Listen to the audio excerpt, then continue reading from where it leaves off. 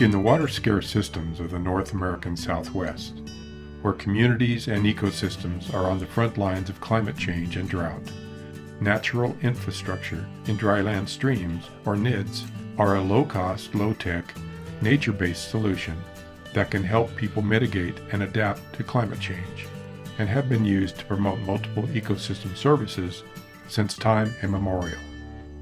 On April 16, 2024, the USGS hosted notable restoration practitioners from the Sky Island Restoration Collaborative, the SIRC, to share lessons learned from installing NIDs.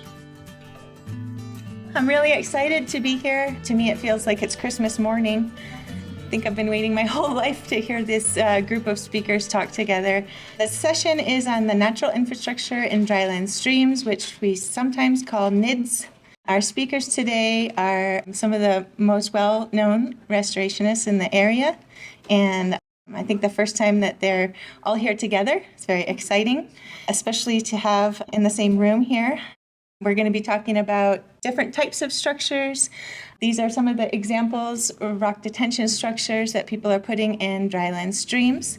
This session describes how humans have and can be the beaver, and install, maintain, and benefit from human-built NIDs. We're talking about the practitioners that have made huge impacts on our landscapes, hundreds of thousands of acres being treated in Arizona and New Mexico by this group together, in other parts of Mexico, Sonora, and in Baja California Sur. So that's humans part of the landscape. The river has much time. We're the ones in a damn hurry. Everything that we do on the land should be a long-term project. There's a long history of these dams. It's nothing really new. There's even prehistoric evidence of quite a few dams that have lasted over 1,000 years. We have done a lot of what I call low-tech structures. They're low-tech, but they still require a lot of thought. To restore the pre-colonial grassland, we know what we need to do. Wetlands like Cienegas Marsh or what have you capture 5 times more sediment than forest and 500 times more than oceans. What is the relationship of all of us in the landscapes that we live? I saw the monsoons destroying nature because it looked like all the dirt and all the rainwater from the mountains were sliding down and coming at the same time and taking trees out and moving big boulders. And I thought, ugh, nature is destroying itself. If you're familiar with this area at all, you know that this is the Basin and Range province. And so there's a natural erosion occurring in this area that creates these basins. So when erosion occurs in the ranges, it falls down the mountain, rolls down the arroyos, and deposits into the basins, creating the landscape that you see around you. This area is about 16 to 18 inches annually precip. And as you can see, there's no grass. Everything is just running right into this and running off. There's no water. It's dry. And it's like this all the time. Authentic cienegas don't have trees.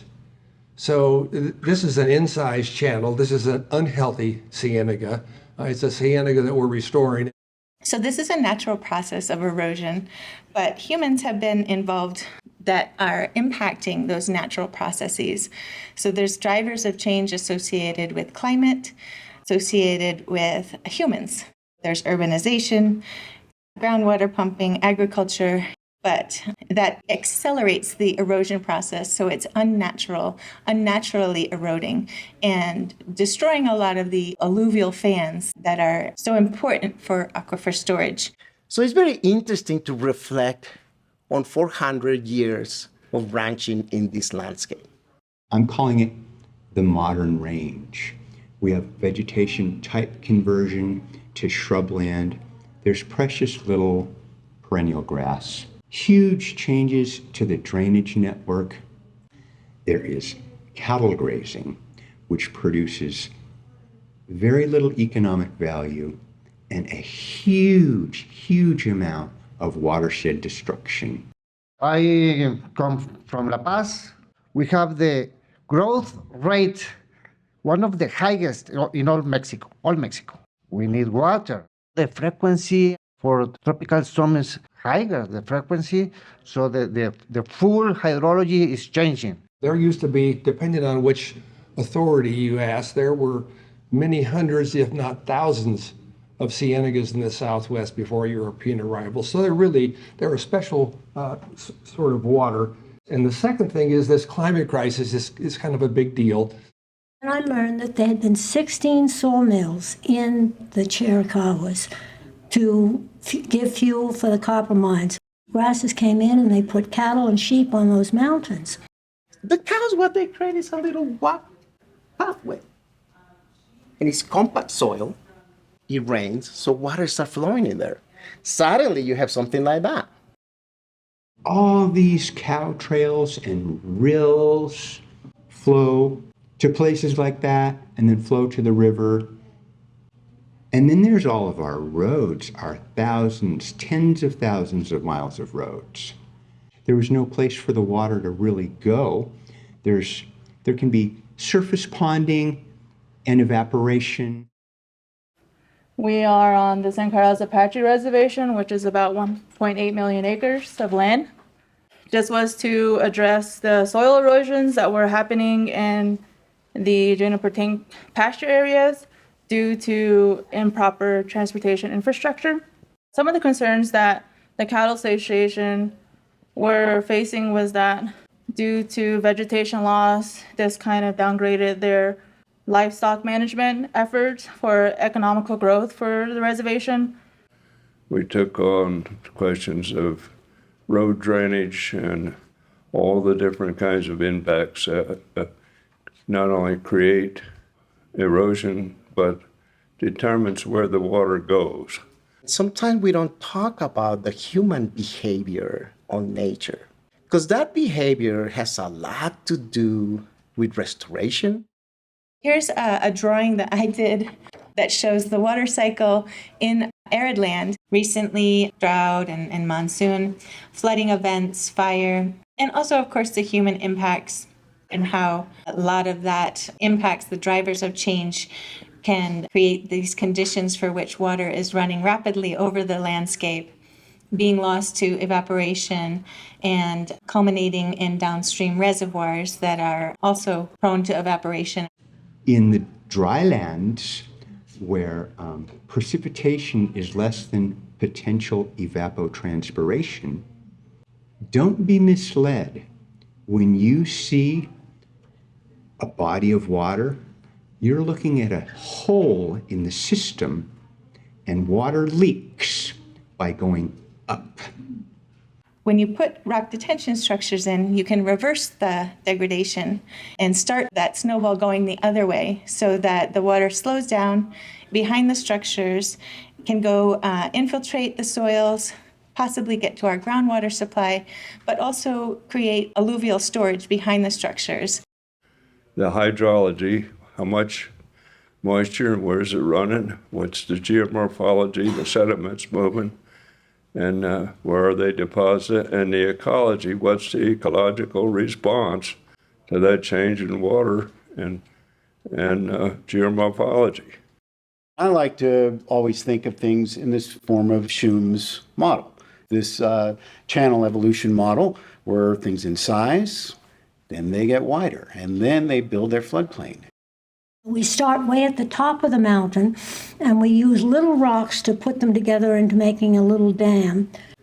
And farther down, since all the water wasn't coming into the canyon at the same time now, it was infiltrating into the sides of the hills, and the hills were becoming sponges. And then we go work our way down, and the bottom of one trinchera should be the top of the next dam, and it should go down in steps like that.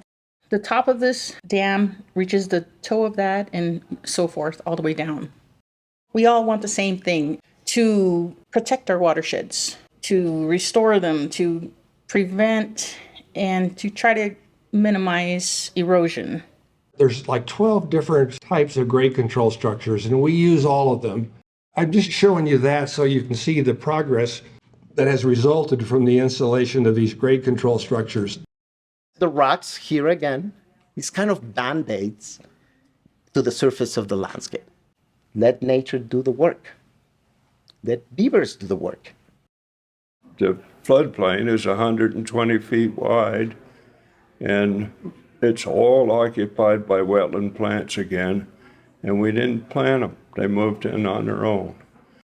This wasn't very long after some summer rainfalls, and you can see it's already catching the sediment and holding water. This was taken just last week, and right in there, there's a lot more vegetation. The seed bank is already there, and it's come back naturally.